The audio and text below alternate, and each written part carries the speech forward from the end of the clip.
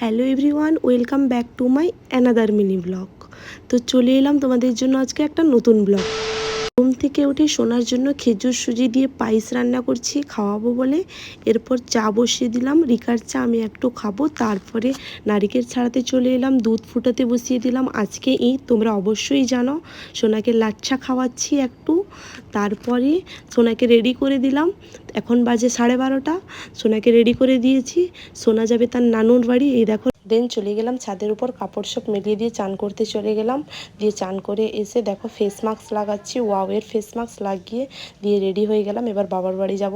টান বাবার বাড়ি চলে এলাম। দেন বাবার বাড়ি থেকে বেরিয়ে মান্দার বাড়ি চলে গেলাম বোনেদের নিয়ে। মান্দার বাড়িতে হেঁটে হেঁটে যেতে হলো, কারণ পার্কিংয়ে জায়গা ছিল না, ওই জন্য অনেকটা দূরে গাড়ি রেখে দিয়ে হেঁটে যেতে হলো। তারপর সোনাকে রাইড করে নিলাম। দেন সবাই একটা ভুট্টা দোকানে এসে ভুট্টা খাচ্ছি। দেন বাড়ি এসে পায়েস আর কোল্ড ড্রিঙ্ক খেয়ে নিয়েছি। শরীরটাও দিন ঘুরে এসে শরীরটা খুব খারাপও আমার হয়ে গেছিলো। তো টাটা বাই বাই, রাত হয়ে গেছে। আবার কালকে নতুন ব্লগে দেখা হচ্ছে।